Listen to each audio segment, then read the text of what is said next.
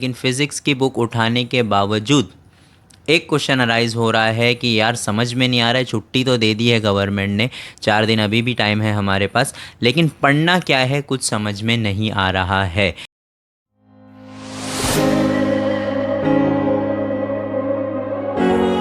तो hello students, welcome back to the smart box. I hope आपका English, Hindi, Marathi, Urdu, French का paper अच्छा गया होगा और अब आपने फ़िज़िक्स की बुक उठा ली होगी। लेकिन फ़िज़िक्स की बुक उठाने के बावजूद एक क्वेश्चन अराइज़ हो रहा है कि यार समझ में नहीं आ रहा है। छुट्टी तो दे दी है गवर्नमेंट ने, 4 दिन अभी भी टाइम है हमारे पास, लेकिन पढ़ना क्या है कुछ समझ में नहीं आ रहा है। तो ये उन बच्चों के लिए है जिन लोगों ने अभी तक कुछ भी नहीं पढ़ा था। हमने जो है प्रीवियस वीडियो में इंपॉर्टेंस बता दिए कौन से चैप्टर्स पढ़ने हैं। अगर आपने वो वीडियो नहीं देखा है तो लिंक जो है वो डिस्क्रिप्शन में है, आप देख सकते हैं। और अगर आपने वो वीडियो देख लिया है, आपको सब कुछ समझ में आ गया है, आपको प्रीवियस ईयर के क्वेश्चंस मिल गए हैं क्या क्या पढ़ना है, लेकिन अब वो क्वेश्चंस ही नहीं मिल रहे बच्चों को। बच्चे कमेंट कर रहे हैं कि सर क्वेश्चन ही नहीं मिल रहा, क्वेश्चन मिला है तो उसका आंसर नहीं मिल रहा है, कुछ समझ में नहीं आ रहा है। इसीलिए मैं आज यहाँ पर बैठा हूँ कि फ़र्स्ट 4 चैप्टर्स के आपको यहाँ पर जो है मैं importance page bye page mark करवाऊंगा और क्या क्वेश्चन उसके ऊपर बनता है वो भी आपको बताऊंगा। तो वीडियो देखने से पहले अपनी टेक्स्ट बुक निकाल करके बैठ जाइए। टेक्स्ट बुक इसलिए बोल रहा हूँ क्योंकि आप टारगेट से पढ़ रहे हैं, डाइजेस्ट से पढ़ रहे हैं, कहीं से भी पढ़ रहे हैं, आपके लिए मुश्किल खड़ी हो सकती है क्योंकि क्वेश्चंस फ्रेमिंग अलग अलग होते हैं। लेकिन अगर आपको टॉपिक समझ में आएगा तो मैं आपको बताऊंगा कि किस तरीके का क्वेश्चन फ्रेमिंग होता है, और अगर आपके क्वेश्चन में ये वर्ड है तो आपको ये आंसर लिखना है और उसको किस तरीके से लिखना है, प्रेजेंटेशन कैसा रखना है, ताकि हमारा पेपर जो है वो जल्दी चेक हो सके और दूसरी बात ये कि हमें फुल मार्क्स मिल सके। अब एक चीज़ याद रखिए कि हम जब पेपर चेक करने के लिए बैठते हैं फ़िज़िक्स का, तो हमारे पास इतना टाइम नहीं होता है स्टूडेंट्स फ्रैंकली कि हम आपका पूरा पूरा आंसर पढ़े, थियरी पूरा पूरा पढ़े, आपकी सारी चीज़ें पढ़े। आपका प्रेजेंटेशन मैटर करता है, आपका डायग्राम मैटर करता है कि कितना अच्छा आपने डायग्राम बनाया है और कितनी डिटेलिंग है डायग्राम के अंदर। अगर ये सारी चीज़ें आपकी बहुत अच्छे से हुई है तब जा कर के आपको वो अच्छे मार्क्स देंगे। अगर आपकी डायग्राम अच्छी नहीं है, आपके डायग्राम में डिटेलिंग नहीं है, तो इसका मतलब यह है कि आपने जो आंसर लिखा है उसके अंदर भी इतनी डिटेलिंग नहीं होगी। क्योंकि अगर आंसर में डिटेलिंग है तो फिर उसको डायग्राम में उतारने में क्या हर्ज है। तो डायग्राम आपका बेस है, डायग्राम आपको अच्छे से प्रैक्टिस करना है। तो इसीलिए हमने यहाँ पर स्टार्ट किया है रोटेशनल डायनामिक्स से पहले 4 चैप्टर्स जो आपको 28 मार्क्स तक दिला सकते हैं आउट ऑफ 70। 28 में से कम नहीं तो नहीं 14 से 15 मार्क का आपको जो आने वाला है वो आने वाला है आपको डेरिवेशंस और थियोरी। तो यहाँ पर डेरिवेशंस और थियोरी क्या क्या आने वाला है, रोटेशनल डायनामिक्स से स्टार्ट करेंगे। रोटेशनल डायनामिक्स हमारे लिए एक इंपॉर्टेंट चैप्टर है, ठीक है।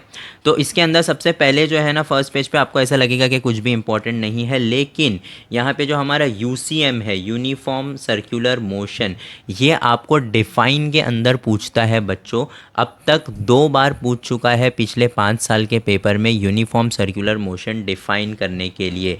तो 1 मार्क्स का डिफाइन आप इसके अंदर लिख लीजिए कि आपको जो है डिफाइन यूनिफॉर्म सर्कुलर मोशन का आपको पूछने वाला है। फिर उसके बाद जब आप नीचे आएंगे तो उसके बाद आपको नेक्स्ट पेज पे आता है सेंट्रीपेटल फोर्स का टॉपिक। सेंट्रीपेटल फोर्स के 3 क्वेश्चन अब तक फ्रेम हो चुके हैं। 2 क्वेश्चन जो है वो डिफाइन है, 1 मार्क्स के हैं, ठीक है। इस तरीके से 1 मार्क्स का डिफाइन का क्वेश्चन है, ठीक है।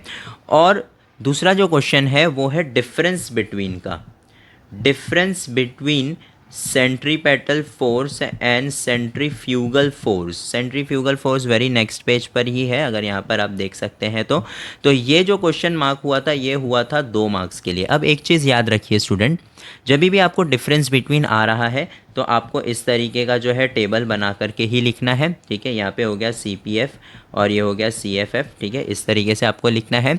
दूसरी इंपॉर्टेंट चीज़ आपको जो याद रखना है डिस्टिंग्विश बिटवीन में, वो ये है कि इसका 1 पॉइंट और इसका 1 पॉइंट मिला करके 1 पॉइंट काउंट होता है और इस 1 पॉइंट का आपको मिलता है 1 मार्क्स।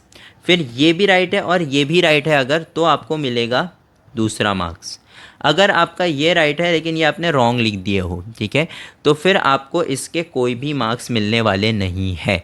दूसरी चीज़ ये कि कुछ बच्चे जो है ना अपोजिट वर्ड लिख देते हैं, जैसे centripetal force is a real force, centrifugal force is not a real force. नहीं, नॉट अ रियल फोर्स के लिए नहीं है, हमारे पास यहाँ पर एक वर्ड है कि centrifugal force is a pseudo force. ठीक है, स्यूडो फोर्स का मतलब भी वही होता है, लेकिन यहाँ पे क्योंकि उसके लिए एक वर्ड दिया हुआ है तो उसको आपको वो वर्ड यूज़ करना है। अपोजिट चीज़ें अगर आप लिखेंगे कि भाई ये जो है एम मीटर करंट नाप सकता है, वोल्ट मीटर करंट नहीं नाप सकता है, तो आपको उसका पॉइंट नहीं मिलेगा। एम मीटर अगर करंट नाप रहा है तो वोल्ट मीटर जो है पोटेंशियल डिफरेंस नापेगा, आपको ये लिखना होता है।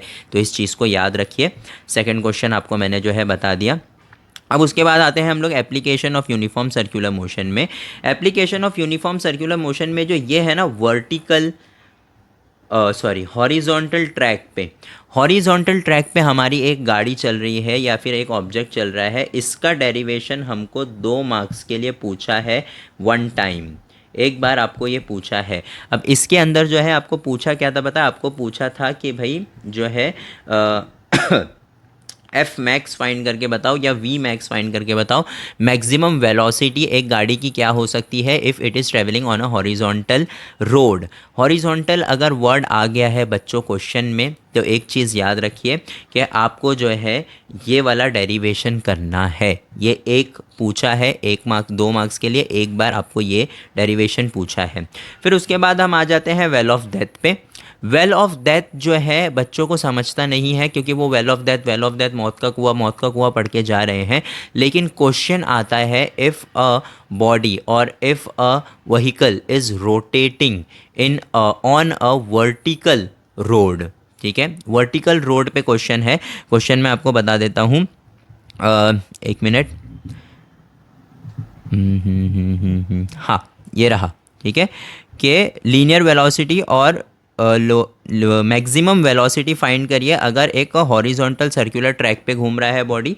वो तो ये वाला क्वेश्चन है, हॉरिजॉन्टल सर्कुलर ट्रैक आ गया तो मतलब हमारा ये वाला डेरिवेशन था। और दूसरा है कि मिनिमम वेलोसिटी फाइंड करना है अगर हमारा बॉडी वर्टिकल रोड पर घूम रहा है। तो ये जो हमारा रोड होता है ना, ये होता है हमारा वर्टिकल रोड। ठीक है, तो वर्टिकल रोड जो है उसके लिए हमको क्या, किसका फॉर्मूला, किसका डेरिवेशन लिखना है, वेल ऑफ डेथ का। तो आपको डायरेक्ट क्वेश्चन नहीं पूछेगा कि वेल ऑफ डेथ लिखो, आपको पता होना चाहिए कि भाई वर्टिकल दीवारें ये होती हैं और उसके ऊपर अगर सर्कुलर मोशन में हमारी गाड़ी चल रही है मतलब वेल ऑफ डेथ का क्वेश्चन है।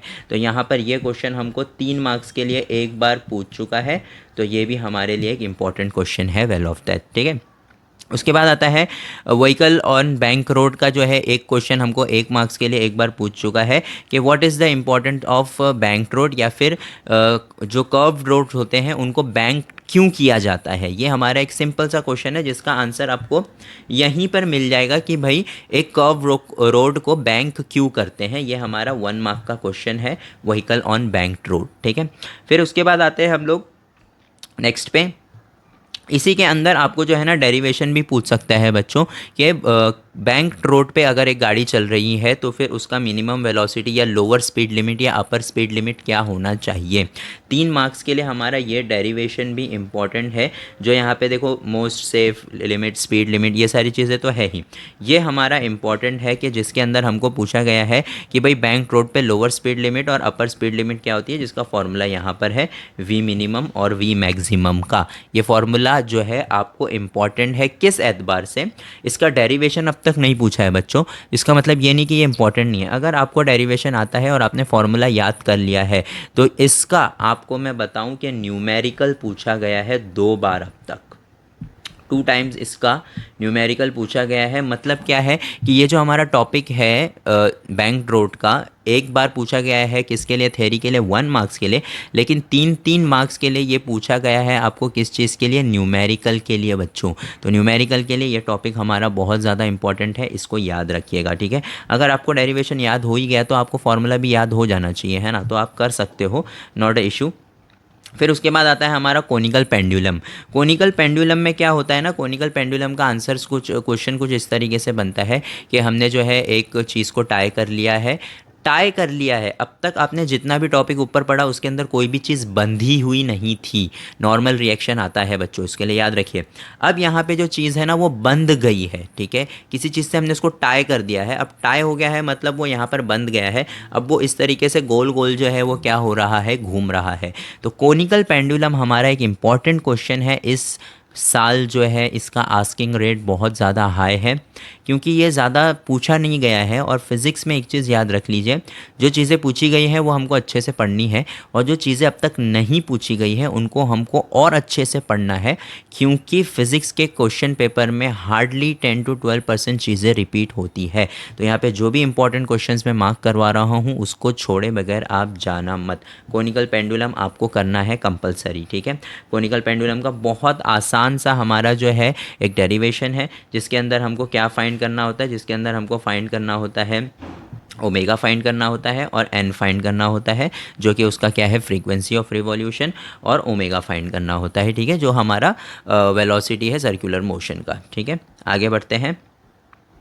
हाँ, वर्टिकल सर्कुलर मोशन जो हमारा सबसे इम्पॉर्टेंट, जो इस चैप्टर का 4 मार्क का सबसे इम्पॉर्टेंट डेरिवेशन है, ये है वर्टिकल सर्कुलर मोशन। ये अब तक 2 बार एग्ज़ाम में पूछ चुका है कि हमको जो है मैक्सिमम स्पीड फाइंड करनी है, यहाँ पर है मैक्सिमम स्पीड फाइंड करनी है हमारी बॉडी का जब वो ऊपर है और जब वो नीचे है। तो इससे हमको समझ में आना चाहिए कि भाई हमारा जो बॉडी है वो वर्टिकल सर्कुलर मोशन परफॉर्म कर रहा है। याद रखिए, वर्टिकल सर्कुलर मोशन में 2 चीज़ें आ जाती है, एक वेल ऑफ डेथ आ जाता है और एक ये आ जाता है, ऑब्जेक्ट अगर वर्टिकल रोड्स पे घूम रहा है तो जाके आपको वो डेरिवेशन लिखना है। लेकिन अगर एक मास है जो टाइड है और फिर वो वर्टिकल सर्कुलर मोशन परफॉर्म कर रहा है तो आपको ये वाला डेरिवेशन लिखना है बच्चों। 4 मार्क का डेरिवेशन है, अच्छा खासा बड़ा डेरिवेशन है, लेकिन इम्पॉर्टेंट डेरिवेशन है, मोस्टली आस्क पूछ सकता है इस साल आपको, ठीक है। फिर उसके बाद आते हैं हम लोग स्पीयर ऑफ डेथ, ये सब आप रीड करके जा सकते हैं, ये सब एग्ज़ाम में पूछा नहीं है। नेक्स्ट जो हमारा टॉपिक है, चैप्टर को हमने 2 हिस्सों में डिवाइड किया है, एक ऊपर वाला हिस्सा जो है वो ख़त्म हो गया, अब आता है मोमेंट ऑफ इनर्शिया। अगर आप देखेंगे इस चैप्टर में तो 70% चांसेस है कि मोमेंट ऑफ इनर्शिया से क्वेश्चन आए, क्योंकि मोमेंट ऑफ इनर्शिया बहुत ज़्यादा इंपॉर्टेंट चैप्टर है। सबसे पहला क्वेश्चन क्या पूछा जा सकता है, define moment of inertia. Moment of inertia होता क्या है उसको डिफाइन करिए। ये सवाल अगर आप देखेंगे हमारे PYQ में जो हमने दिया है, अगर आपको नहीं मिला है तो आप नीचे कमेंट कर सकते हैं PYQ, अभी भी आपको वो हम गूगल ड्राइव का लिंक भेज देंगे। उससे पहले जो है आपको हमको सब्सक्राइब करना पड़ेगा, वरना वो गूगल ड्राइव का लिंक नहीं जा रहा है बच्चों, इसीलिए बोल रहा हूँ, ठीक है। तो अब क्या हो रहा है ना, यहाँ पे अब पॉसिबिलिटी ये है कि मोमेंट ऑफ इनर्शिया के बहुत सारे क्वेश्चंस हमको यहाँ पर पूछे गए हैं continuously. Define moment of inertia of rotating rigid body, फिर using the energy conservation, derive the speed of different location of circular motion controlled by gravity. हाँ, अब ये जो क्वेश्चन मैंने अभी पढ़ा ध्यान से आप सुनिए, using the energy conservation derive the expression for minimum speed at different locations. Different location पे सर्कुलर मोशन परफॉर्म कर रहा है बॉडी, कंट्रोल्ड बाय ग्रेविटी, ठीक है। तो इस तरीके से जब वो परफॉर्म कर रहा है कंट्रोल्ड बाय ग्रेविटी, मतलब एक बार हमने किसी चीज़ को घुमा दिया, तो ये क्वेश्चन में कहीं पर भी वर्टिकल सर्कुलर मोशन का जिक्र नहीं है, लेकिन ये वर्टिकल सर्कुलर मोशन का ही आंसर है। 4 मार्क का आंसर है। अक्टूबर 21 यानी KT के पेपर में 2021 में ये क्वेश्चन पूछा गया था। तो इस तरीके से आपको याद रखना है। फिर state the formula of moment of inertia, फिर state and prove the principle axis, principle parallel axis, principle of parallel axis, principle of perpendicular axis, ये सब मोमेंट ऑफ इनर्शिया का ही टॉपिक है। तो मोमेंट ऑफ इनर्शिया आपका बहुत ज़्यादा important topic है। मोमेंट ऑफ इनर्शिया में भी 2 चीज़ें आती हैं, एक हमारा जो है रिजिड बॉडी का हो गया, फिर दूसरा हमारा हो गया एक सर्कुलर प्लेट का हो गया, और फिर एक ये जो है रिंग का हो गया। 3 चीज़ें हैं, तीनों में से कोई भी एक आपको पूछ सकता है इस साल, तो इसको जो है आप अच्छे से पढ़ के जाइएगा। और रेडियस ऑफ गायरेशन, अब ये छोटा सा टॉपिक है, आप देखो एक पेज भी नहीं है, हाफ पेज का टॉपिक है, I = mk²। ये हमारा जो है रेडियस ऑफ गायरेशन का टॉपिक है। ये रेडियस ऑफ गायरेशन आप यकीन मानिए 2 बार पूछा है 1 मार्क्स के लिए, 1 मार्क्स के लिए 2 टाइम्स ये सवाल पूछा गया है। तो रेडियस ऑफ गायरेशन इंपॉर्टेंट है, इसको अच्छे से पढ़ के जाइएगा। फिर उसके बाद आते हैं हम लोग theorem of parallel axis and theorem of perpendicular axis. ये दोनों में से कोई एक सवाल कंपलसरी तो नहीं बोल सकता हूँ, लेकिन 95% चांस है कि इस साल आपको पैरेलल एक्सिस या परपेंडिकुलर एक्सिस थ्योरम में से कोई एक थ्योरम पूछेगा। तो इसको अच्छे से प्रिपेयर करके जाइएगा। आई होप डेरिवेशंस आपको क्लियर हो गया होगा। नेक्स्ट आते हैं हम लोग एंगुलर मोमेंटम पे। हमारा मोमेंट ऑफ इनर्शिया हो गया, पैरेलल एक्सिस थ्योरम हो गया, रेडियस ऑफ गायरेशन हो गया। अब उसके बाद आते हैं एंगुलर मोमेंटम पे। एंगुलर मोमेंटम और लीनियर मोमेंटम में से एंगुलर मोमेंटम का जो डेरिवेशन है वो हमको एग्जाम में पूछा गया है। Expression of torque of moment of inertia, ये हमको अब तक नहीं पूछा गया है। Conservation of angular momentum, 3 questions हैं इसके हमारे PYQs में।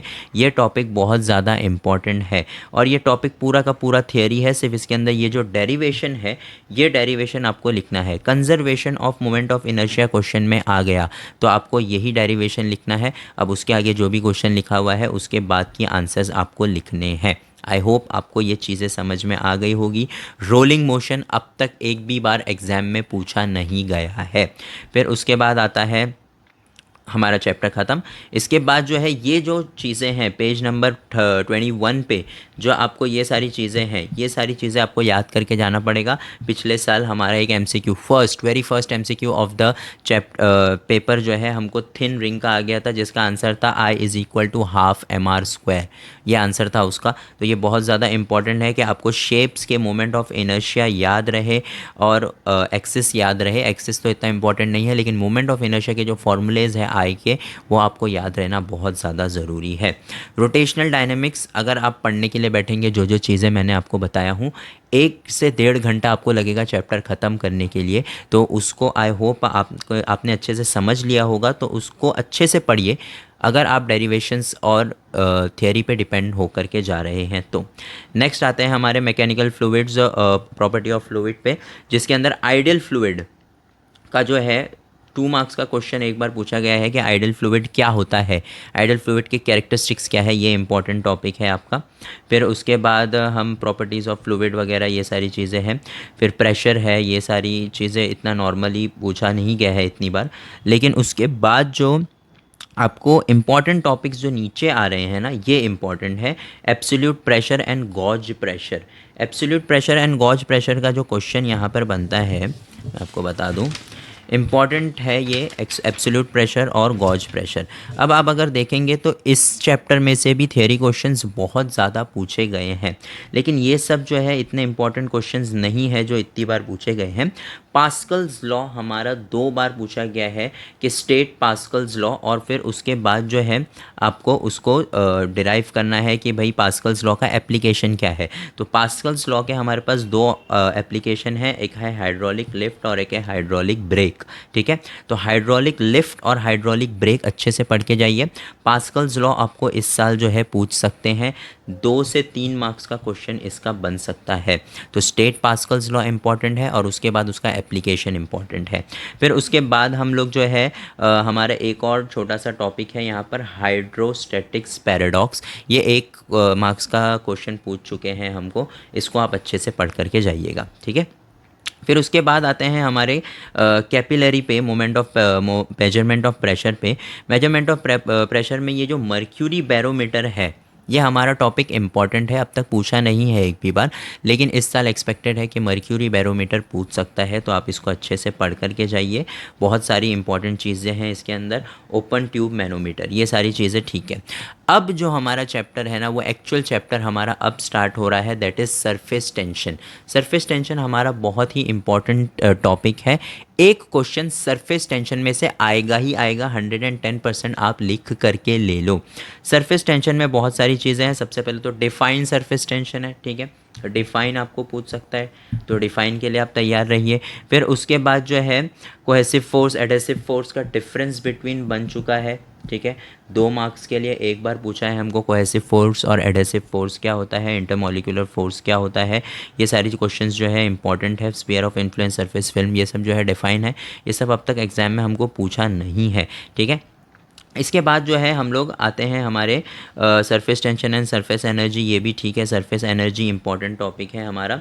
सरफेस एनर्जी हमारा एक इम्पॉर्टेंट टॉपिक है, इस चीज़ को याद रखिए। और relation between the surface energy and the surface tension, ये हमको पिछले ही साल क्वेश्चन बना है 3 मार्क्स का। ये बहुत ही इंपॉर्टेंट क्वेश्चन है स्टूडेंट्स, इसको अच्छे से याद रखिए। यहाँ पे जो है हमको define surface energy of the liquid, obtain the relation between the surface energy and the surface tension. तो सरफेस एनर्जी और सरफेस टेंशन का ये पिछले ही साल 2 मार्क्स से 3 मार्क्स का क्वेश्चन बना हुआ है, इसको अच्छे से आप पढ़ के जाइएगा। डेरिवेशंस और डायग्राम, ये दोनों चीज़ें इसके अंदर इंपॉर्टेंट है। फिर डिफाइन एंगल ऑफ कांटेक्ट, ये हमको डिफाइन में पूछ चुका है अराउंड 2022 में, 2021 में पूछ चुका है हमको कि डिफाइन एंगल ऑफ कांटेक्ट। ये सारी चीज़ें जो है इंपॉर्टेंट है। कैपिलरी एक्शन जो है वो इम्पॉर्टेंट है। कैपिलरी में एक्शन आपको दिखा देता हूँ। कैपिलरी एक्शन हमारा ऊपर गया शायद। कैपिलरी एक्शंस जो है ये हमारे इंपॉर्टेंट टॉपिक्स है कि कब हम जो है उसके अंदर पानी डाल रहे हैं तो कब जा रहा है, कब नीचे जा रहा है, कब ऊपर जा रहा है। ये हमारे लिए एक इम्पॉर्टेंट डेरिवेशन है। तो डेरिवेशंस में जो है ये सारी चीज़ें आपको पढ़ना है। फिर उसके बाद हमारा एक और डेरिवेशन है जिसके अंदर एक छोटा सा टॉपिक जो है वो रह जाता है, factor affecting the angle of contact. Angle of contact को कौन से फैक्टर्स जो है इफेक्ट करते हैं, ये 2 मार्क का हमारा क्वेश्चन है।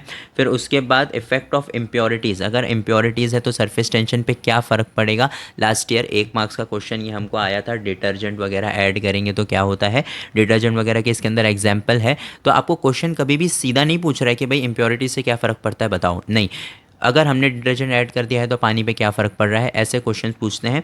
ये टॉपिक के अंदर वो सारी चीज़ें हैं, ठीक है। फिर उसके बाद इफेक्ट ऑफ टेम्परेचर हमारा इंपॉर्टेंट है। फिर उसके बाद आता है हमारा, अगर हम नीचे आते जाएंगे तो हाँ ये रहा, explanation of formation of a drop and bubble. Drop और बबल का जो हमारा फॉर्मेशन होता है वो किस तरीके से होता है, तो ये हमारा एक इम्पॉर्टेंट टॉपिक है जो हमको पढ़ करके जाना है। नेक्स्ट वेरी इंपॉर्टेंट टॉपिक इस कैपिलरी एक्शन, यहाँ पर है, मैं इसी की बात कर रहा था। कैपिलरी एक्शन हमको 2 बार एग्ज़ाम में जो है पूछ चुका है, ठीक है। अलग अलग तरीके से इसका क्वेश्चन बना करके, कैपिलरी राइज कब होता है, कैपिलरी फॉल कब होता है, ऐसे क्वेश्चन बने थे। या फिर आपको सीधा सीधा पूछ लेगा कि कैपिलरी एक्शंस क्या होते हैं, कितने टाइप के कैपिलरी एक्शंस हैं, उनको आप एक्सप्लेन करिए। तो 3 से 4 मार्क्स का क्वेश्चन कैपिलरी एक्शन का आपका बनने का चांसेस है, इसको अच्छे से पढ़ करके जाइएगा। फिर उसके बाद आता है हमारा सरफेस टेंशन ख़त्म हो गया। ये सारे टॉपिक्स में से आपको एक क्वेश्चन डेफिनेटली बच्चों आने ही वाला है, सरफेस टेंशन छोड़ना मत, ठीक है। फिर उसके बाद आता है हम लोग फ्लूइड इन मोशन पे। फ्लूइड इन मोशन पे हमारा स्ट्रीमलाइन फ्लो और टर्बुलेंट फ्लो पे हमारा एक आंसर्स बनता है डिफरेंस बिटवीन का, ठीक है। ये आप अच्छे से पढ़ करके जा सकते हैं, याद रखिए। इसका डायग्राम भी आप बना सकते हैं, लेकिन डायग्राम ज़्यादातर पॉइंट्स में काउंट नहीं होता है। तो डायग्राम अगर ना बना करके आप ये जो 4 पॉइंट है इसके अंदर से कोई भी 2 पॉइंट याद रखेंगे तो बहुत अच्छी बात है। 2 मार्क्स के लिए आपको डिफरेंस बिटवीन पूछता है, 1 पॉइंट का 1 मार्क्स आपको आराम से मिल जाएगा। फिर उसके बाद जो है हम आते हैं रेनॉल्ड्स नंबर, क्रिटिकल वेलोसिटी, ये सारी चीज़ें अब तक एग्जामिनेशन में इतनी बार पूछी नहीं है। Next very important topic from this chapter is Stokes law. ये लास्ट ईयर पूछा गया था, जो अभी 2024 में पेपर हुआ था, उससे पहले 2023 में स्टोक्स लॉ सबसे इंपॉर्टेंट टॉपिक था जो पूछा गया था। कि अगर एक हमारा वाटर ड्रॉपलेट है जो under the influence of gravity गिर रहा है तो इसका मतलब ये है कि हमारा क्या लगने वाला है, स्टोक्स लॉ लगने वाला है। स्टोक्स लॉ को आपने जो है इस तरीके से उसका जो है प्रिंसिपल लिख लिया, और फिर उसके बाद जो है उसका एक्सप्लेनेशन आप धीरे धीरे नीचे लिखेंगे। अब thrust, viscous force, mg downwards लग रहा है अगर पानी के अंदर हम कोई चीज़ को डाल रहे हैं, तो ये इंपॉर्टेंट टॉपिक है हमारा इस चीज़ में। इक्वेशन ऑफ कंटिन्यूटी जो है वो आप अच्छे से पढ़ करके जाइए, हमारी तरफ से हम उसको इतना इंपॉर्टेंट मार्क नहीं कर रहे हैं। बर्नौलीज इक्वेशन जो है इंपॉर्टेंट है, उसके लिए इक्वेशन ऑफ कंटिन्यूटी आना ज़रूरी है। तो बर्नौलीज इक्वेशन का अगर क्वेश्चन बन रहा है तो इसका मतलब आपको इक्वेशन ऑफ कंटिन्यूटी आता है, इसलिए अलग से इक्वेशन ऑफ कंटिन्यूटी पूछना मुश्किल है। बर्नौलीज इक्वेशन हमारा इंपॉर्टेंट है बच्चों, चाहे आप इसको जो है न्यूमेरिकल की नज़र से देखें या फिर डेरिवेशन की नज़र से देखें, लेकिन ये इंपॉर्टेंट टॉपिक है, ठीक है।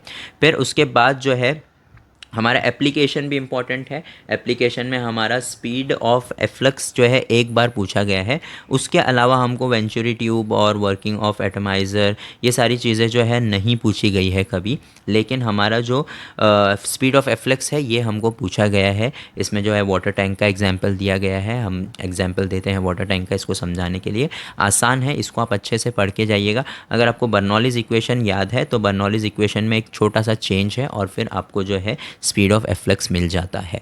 बहुत ही इंपॉर्टेंट टॉपिक। यहाँ पर हमारा जो है चैप्टर ख़त्म होता है ये सारे इंपॉर्टेंट टॉपिक्स आपको अच्छे से करके जाना है इसको।